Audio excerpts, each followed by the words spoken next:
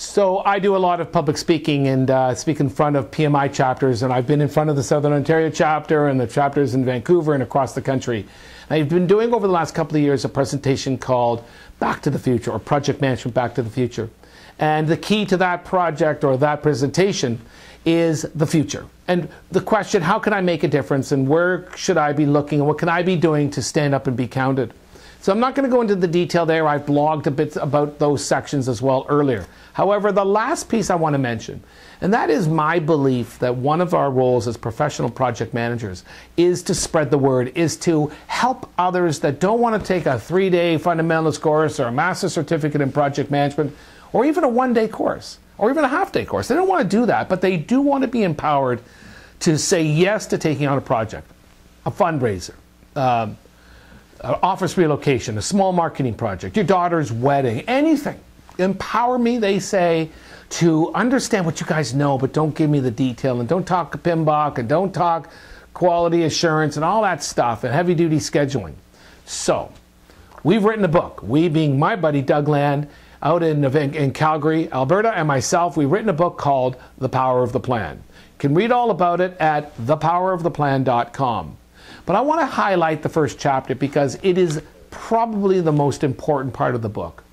And that is to say that if you are looking at taking on a project, if you are interested in volunteering to lead something at the church, at the temple, at the synagogue, at the school, anywhere, the most important thing you've got to do is make that go, no-go decision.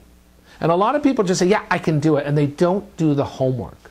What our book tells you to do is pretend there's a door there, and understand that when you go through that door, you are committed. Your stakeholders, your customers, your team, everyone will now know you're in and we are a full system go.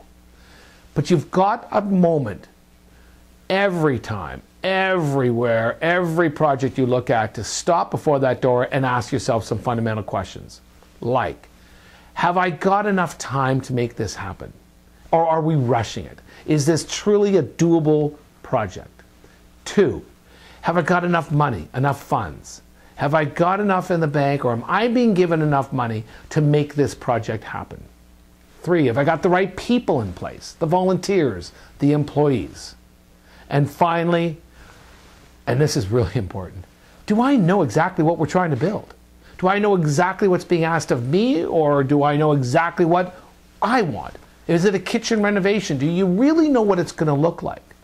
Because once you say go and you start tearing apart that kitchen, folks, there is no turning back. You're into it. And if you blew it with the budget, or if you blew it with the time frame because you're having some massive wedding at your house in 3 months, or if you blew it because maybe someone else in your life doesn't agree with the plan, or with the vision, or the product in the end, then you're in real trouble. Thepoweroftheplan.com talks to you in first chapter about opening that door, making sure that it's the right door to go through. Encourage you to pick up the book. Our website, thepoweroftheplan.com, will tell you all about how to buy the book. But more importantly, that first chapter is the one that says, is this really right for me? Can I do this? And I'm sure it is, but you just got to ask yourself the right questions. Thanks for joining me today on my blog, and hopefully we'll see you next time.